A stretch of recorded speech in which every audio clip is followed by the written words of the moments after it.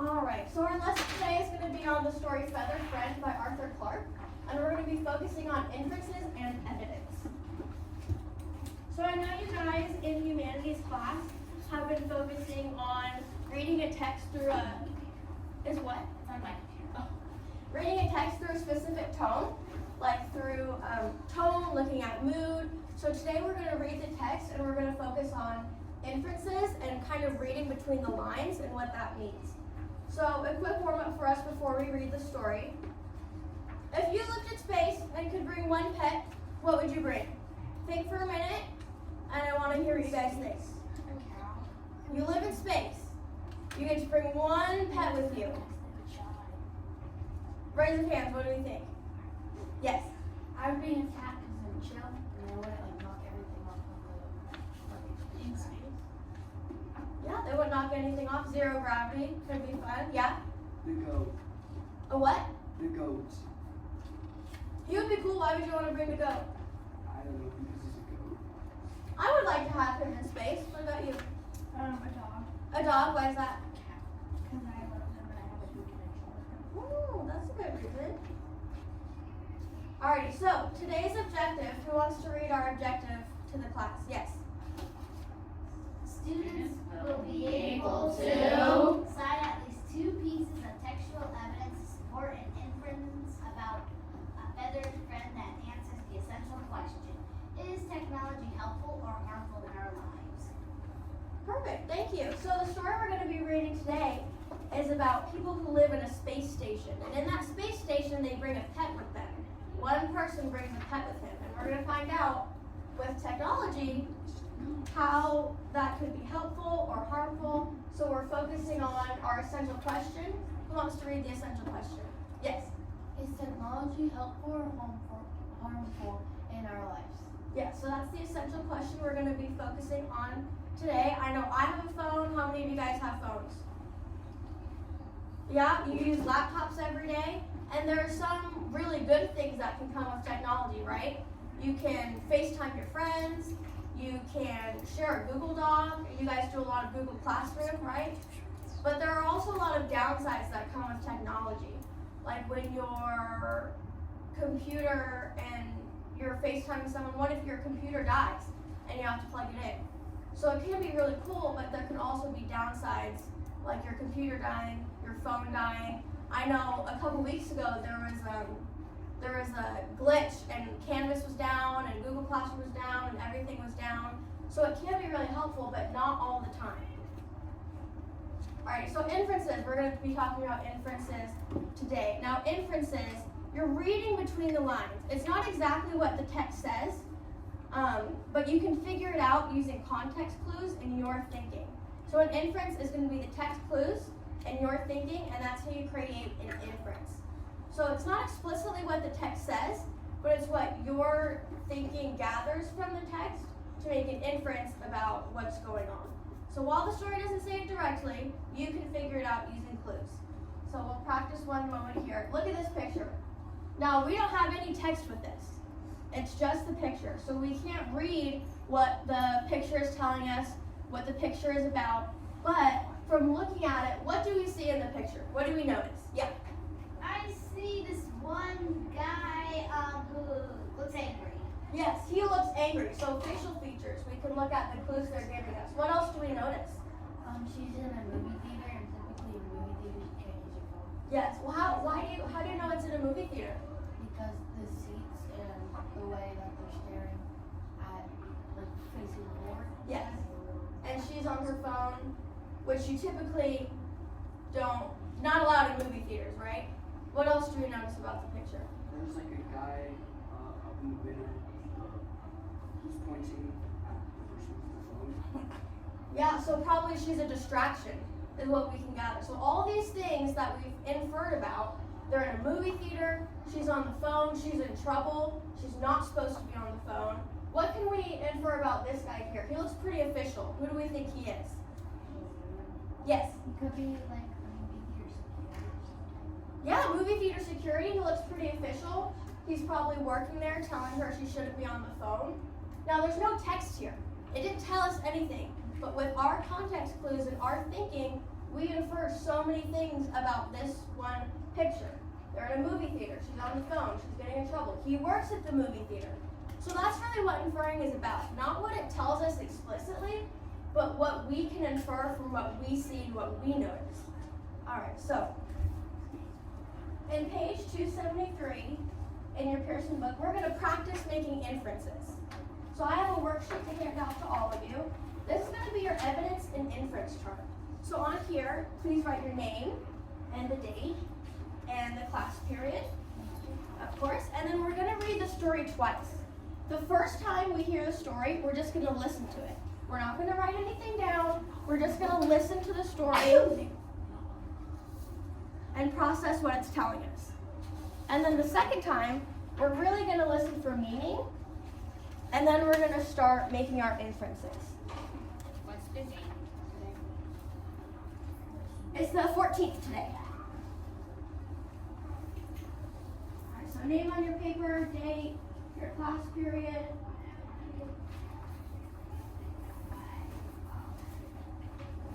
All right, so again, first time hearing the story. We don't need to write anything. I just want you to sit and listen and hear what the story is about. Do we have the Pearson recording? Do you guys want to read it out loud, maybe? No? Popcorn. Video. Popcorn. Video. I love videos of popcorn.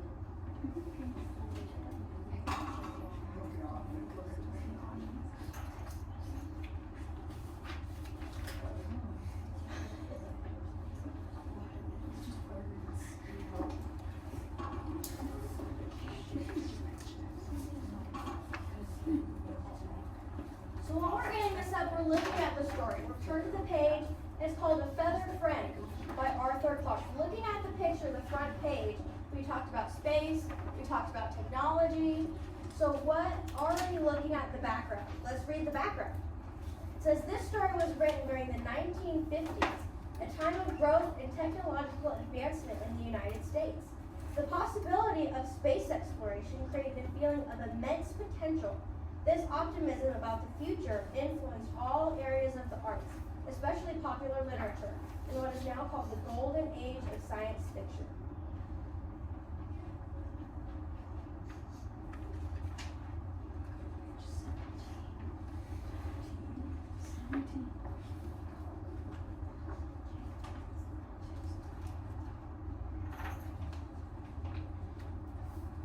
If you guys had the option to go to space, would you?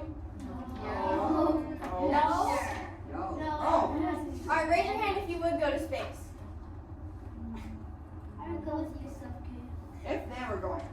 If they were going to go, raise your hand if you do not want to go to space. Why don't you want to go to space? I don't want to die. That's a good reason. Space can be dangerous.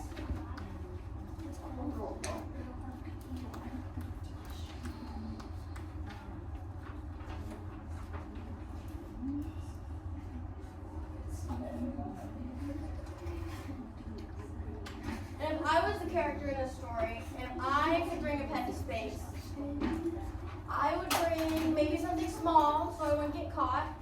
I would bring something that would maybe keep me company. Maybe a rat would be a good idea. That's something small, something to keep you company. A cow. A cow? Do you think it would fit? An owl. Alright, let's hear the story and let's see their story about space and their adventure. Make sure you follow along. To the best of my knowledge, there's never been a regulation that forbids one to keep pets in the space station. No one ever thought it was necessary. And even had such a rule existed, I am quite certain that Sven Olsen would have ignored it. With a name like that, you will picture Sven at once as a 6'6" Nordic giant, built like a bull, and with a voice to match. Had this been so, his chances of getting a job in space would have been very slim. Actually, he was a wiry little fellow, like most of the early spacers, and and managed to qualify easily for the 150-pound bonus that kept so many of us on a reducing diet. Sven was one of our best construction men and excelled at the tricky and specialized work of collecting assorted girders as they floated around in free fall, making them do the slow motion, three-dimensional ballet that would get them into their right positions, and fusing the pieces together when they were precisely dovetailed into the intended pattern. It was a skilled and difficult job, for a spacesuit is not the most convenient of garbs in which to work. However, Sven's team had one great advantage over the construction gangs you see putting up skyscrapers down on Earth. They could step back and admire their handiwork without being abruptly parted from it by gravity. Don't ask me why Sven wanted a pet, or why he chose the one he did. I'm not a psychologist, but I must admit that his selection was very sensible. Clarabelle weighed practically nothing. Her food requirements were tiny, and she was not worried, as most animals would have been, by the absence of gravity. I first became aware that Clarabelle was aboard when I was sitting in the little cubby hole, laughingly called my office, checking through my lists of technical stores to decide what items would be running out of next. When I heard the musical whistle beside my ear, I thought that it had come over the station intercom and waited for an announcement to follow. It didn't. Instead, there was a burst of song that made me look up with such a start that I forgot all about the angle being just behind my head. When the stars had ceased to explode before my eyes, I had my first view of Clarabelle. She was a small yellow canary, hanging in the air as motionless as a hummingbird, and with much less effort, for her wings were quietly folded along her sides. We stared at each other for a minute, and then, before I had quite recovered my wits, she did a curious kind of backward loop I'm sure no earthbound canary had ever managed, and departed with a few leisurely flicks. It was quite clear that she'd already learned how to operate in the absence of gravity, and did not believe in doing unnecessary work. Sven didn't confess to her ownership for several days, and by that time it no longer mattered, because Clarabelle was a general pet. He had smuggled her up on the last ferry from Earth when he came back from leave, partly, he claimed, out of sheer scientific curiosity. He wanted to see just how a bird would operate when it had no weight, but could still use its wings. Clarabelle thrived and grew fat. On the whole, we had little trouble concealing our guest when VIPs from Earth came visiting. A space station has more hiding places than you can count. The only problem was that Clarabelle got rather noisy when she was upset, and we sometimes had to think fast to explain the curious peeps and whistles that came from ventilating shafts and storage bulkheads. There were a couple of narrow escapes, but then who would dream of looking for a canary in a space station? We were now on 12-hour watches, which was not as bad as it sounds, since you need little sleep in space.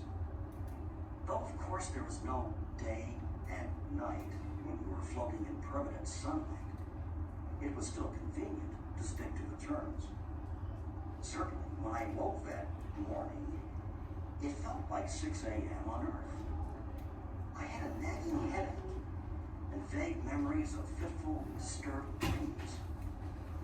It took me ages to undo my bunk straps, and I was still only half awake when I joined the remainder of the duty crew in the mess. Breakfast was unusually quiet, and there was one seat vacant. "Where's Sven?"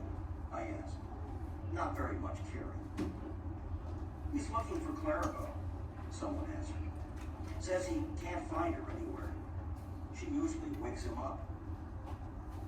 Before I could retort that she usually woke me up too, Sven came in through the doorway, and we could see at once that something was wrong.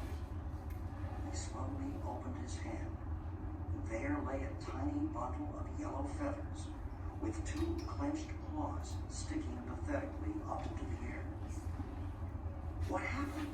We asked, all equally distressed. I don't know, said Sven mournfully. I just found her like this. Let's have a look at her, said Jack Duncan, our cook, doctor, dietitian. We all waited in hushed silence while he held Clarabelle against his ear in an attempt to detect any heartbeat. Presently, he shook his head. I can't hear anything, but that doesn't prove she's dead. I've never listened to a canary's heart, he added rather apologetically. Give her a shot of oxygen, suggested somebody, pointing to the green banded emergency cylinder in its recess beside the door. Everyone agreed that this was an excellent idea, and Clarabelle was tucked snugly into a face mask that was large enough to serve as a complete oxygen tent for her. To our delighted surprise, she revived at once. Beaming broadly, Sven removed the mask, and she hopped onto his finger. She gave her a series of "come to the cookhouse, boys" trills, then promptly keeled over again. I don't get it, lamented Sven. What's wrong with her? She's never done this before. For the last few minutes, something had been tugging at my memory. My mind seemed to be very sluggish that morning, as if I was still unable to cast off the burden of sleep. I felt that I could do with some of that oxygen, but before I could reach the mask, understanding exploded in my brain. I whirled on the duty engineer and said urgently, Jim, there's something wrong with the air. That's why Clarabelle's passed out. I just remembered that miners used to carry canaries down to warn them of gas. Nonsense, said Jim. The alarms would have gone off. We've got duplicate circuits operating independently. The second alarm circuit isn't connected up yet, his assistant reminded him. That shook Jim. He left without a word, while we stood arguing and passing the oxygen bottle around like a pipe of peace. He came back 10 minutes later with a sheepish expression. It was one of those accidents that couldn't possibly happen. We'd had one of our rare eclipses by Earth's shadow that night. Part of the air purifier had frozen up, and the signal alarm in the circuit had failed to go off. $500,000 worth of chemical and electronic engineering had let us down completely. Without Clarabelle, we should soon have been slightly dead. So now, if you visit any space station, don't be surprised if you hear an inexplicable snatch of birdsong. There's no need to be alarmed. On the contrary, in fact, it will mean that you're being doubly safeguarded at practically no extra expense. Alright, so that was Feather Friend by Arthur Clarke. Now just listening to the story, processing the story, what's the setting? What setting are we in the story? Yeah. A space station? Space station. Who are the characters in the story? Who are we looking at? Yeah. Clarabelle, Jim, and the guy that has bird. Yes, Clarabelle, Jim, and then Sven. Sven is the one who has the bird. Now, I'm going to read it again, and this time we're going to look for inferences that we can make in the story. So just looking at the story, reviewing what we've read, listening to what we've read, what seems to be the conflict in the story? What's going wrong? Yeah. Clarabelle, here's like the first bit of conflict that Clarabelle isn't supposed to be there, so they have to hide her. Yes. But then, like, Clarabelle was passing out, and they didn't know what was wrong until Jim realized that the air is bad. Yes, the air's bad. He was feeling funny. There was a malfunction with the equipment with the air purifier that it froze. What was the solution to this conflict, to this problem the air wasn't working. Clarabelle's struggling, obviously. What did they have to do to get it work? What made them realize that the air wasn't working? Yeah. Jim said that mine used to bring canaries with them to see if there's any gas. Yes, see if there's any gas. Miners, they did used to bring canaries because as we're learning in the story, sometimes technology doesn't always work. So they brought the canary on, and it showed that sometimes animals can be very helpful because they do bring canaries in mind to look for air qualities. Now, as we're reading in the story, you guys end at 11:45, right? Yeah. Okay. Yeah. What's one inference that you made while reading the story? Yes. One inference I made was like the men's hall where they're all like sitting together. Like I could while we were reading that picture them like sitting together, but with one empty seat, like I said. Yes, one NDC. What does that tell you? That something is wrong. Something's wrong. Someone usually sits in that seat and they're not there. Yeah. So like when you're at lunch and your friend who usually sits with you aren't there, you think, something's going on, right? Because they always sit with you, but then they're not there. So that tells us something wrong. Yeah. So while the text didn't tell us that, we made that inference by looking. What is one more inference that we found while reading the story? Let's think. Yes. When he was figuring out what was wrong, because Annabelle perked right back up, Clarabelle perked right back up when she got regular oxygen, but then passed right back out again when she inhaled the regular the gas that was in the air. So they knew something was off with something. Yes, animals are very smart. Something was wrong. They knew something was wrong. Clarabelle was passed out. Something was wrong. And then once she got the oxygen that she needed, she got better. And she woke back up. So that told them, something isn't right here. Something is wrong with the oxygen. And Clarabelle noticed it before we did. Because we can tell something's wrong. Alright, one more inference. I'm looking for one more inference that we found in the story. Yes. Before they noticed that she passed out, when he was holding the bunch of feathers, he thought someone could have thought that either she was like missing and then started better than before, or that she was missing.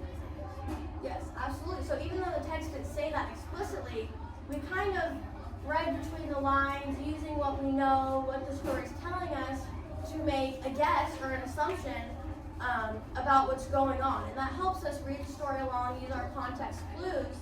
So, I know you guys leave in a minute. Our essential question for the day: is technology helpful or harmful in our lives? Now, we talked about cell phones, we talked about laptops, and here we're reading about the technology in space, which can be really helpful, but what do we think? Is technology more helpful or is it more harmful? What do we think? Yes? I think it's probably in the middle because, as it's saying here, it can be harmful, but also in an emergency, technology can always help you. Like I was not okay, I can call SOS. Like that's one thing that, like, it can be both. It can be harmful and it can be helpful. Yeah, absolutely it can be both. Because you can use SOS on your phone to call for help, but then you can't always rely on technology. So, thank you for answering our essential question today. Thank you for participating, learning about inferences today. Take your books, take your stuff, and then go pack up and head on to it. You can take these home with you. Okay. You are not going to, this is not for grades. I just wanted to, we didn't have enough time today to